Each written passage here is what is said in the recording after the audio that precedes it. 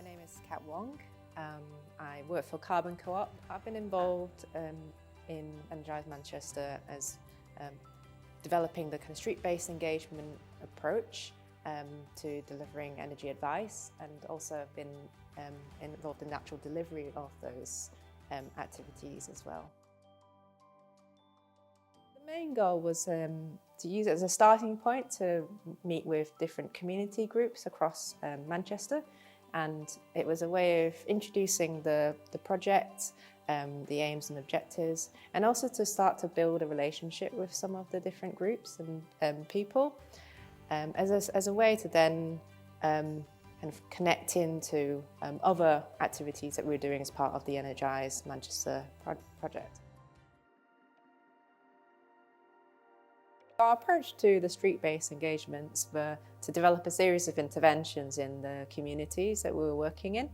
So we organised a set of market stall events.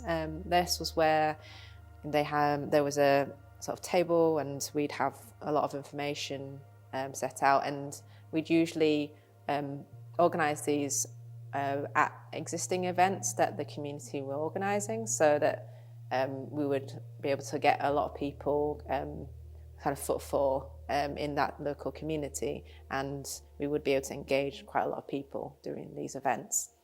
One of the second intervention we had was the energy cafes. So the energy cafes were a kind of event where we would support people who would come into a venue and talk through one-to-one with them about how they might address some of the issues that they may have in the home around home comfort, like temperature and comfort in the home, issues of damp and mould, all the different topics that we're covering in Energise. And it was an opportunity for them to just sit down with an energy advisor and just talk through and think about the small measures they could do to improve the condition. Part of the approach in the street-based engagements was to work with community leaders and build up trust with them, and so that they would actually support other Energise events. And I think that behaviour was about taking them through a journey from not having that much of an understanding around sort of energy topics to really getting a bit of a grasp of like what some of the concerns there might be around energy use and around kind of health and comfort in the home.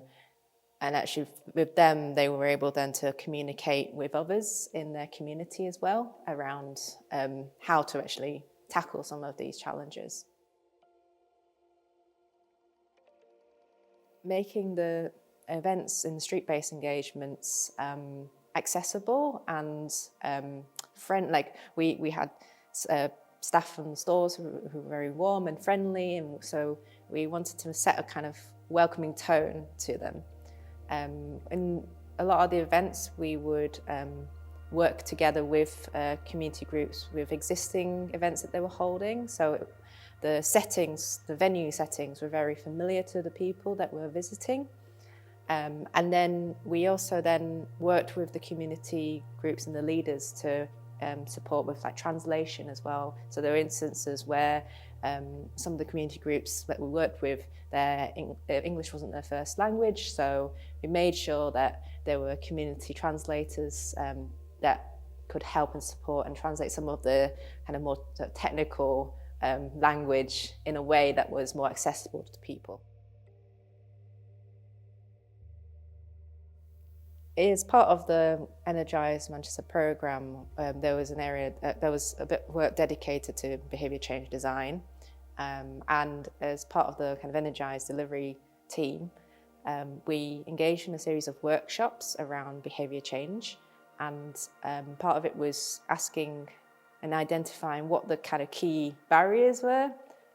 So we ran we were part of a series of workshops that helped to kind of understand what those were, based on some initial engagement that we did early on to kind of think through the experiences of people in first understanding, like, you know, what were some of the challenges that we were facing in first delivering some of this street-based engagement work. From there, the reflection sessions as part of the behaviour change design helped us to refine what those barriers were and then think through, okay, what might be some of the enablers? So we used a tool called How Might We, which really helped us to think through the different how might we questions. So, you know, how might we address kind of misinformation and developing tools for improving access to information. And then from there, collectively as a team, we brainstormed and helped to think through some of the challenges. So I found that very impactful as part of this process because it helped to frame our approach to delivery and refine it so that it would be more effective in the community. So some of the primary barriers that were stopping some of the community from engaging in the behaviours at the start was very much like not knowing where to begin with some of the actions that we were trying to support. So just having kind of the first instances of like what are the first actions they could do. We made sure to create accessible information sheets that could really give you a bit of a step-by-step guide of that. And that really helped to kind of give them real tangible actions to work towards. And I think also being able to bring the information into the community, that will also then help to break down the barrier of people didn't know where to go for information. And so it really like reduced that distance from the information to where the communities are. And then I think a big one is trust, and actually developing this relational approach to energy advice really helped to break down those barriers of misinformation that's about everywhere. Having someone who they knew that they could go to for information or that could see, okay, this is a trusted person, that was really impactful in being able to help people with knowing where to go.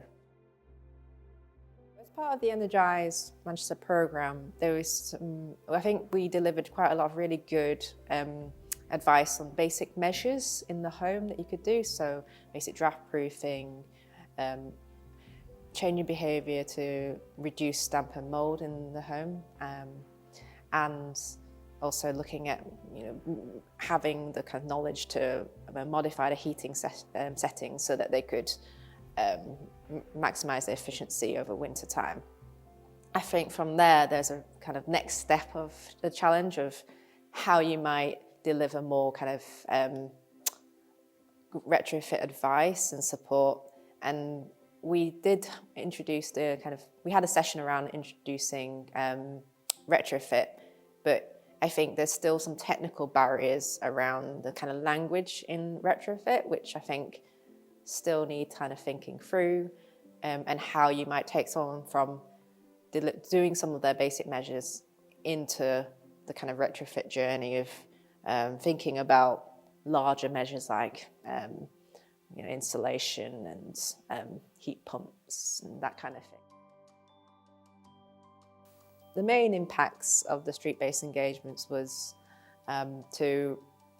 it really helped to develop trust in the communities that we were working with, and it also helped to build up momentum with particular groups as well to actually develop further activities in the Energise programme, like the community workshops. So it gave us a bit of a foundation by which then we could sort of build in more in-depth energy advice sessions with the community groups. Quite a big impact of the street-based engagement work was when you saw people coming back to us and actually wanting us to do events with them and actually connect with their communities that they were serving.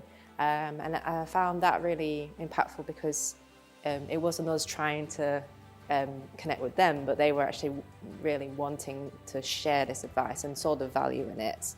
And you started to see this from kind of repeated cycles of engagement, where we started with just introducing topics, and then we moved, and then from there it sort of built momentum like a bit of a snowball, and you really did start to see people remembering some topics as well from some of the engagements we did.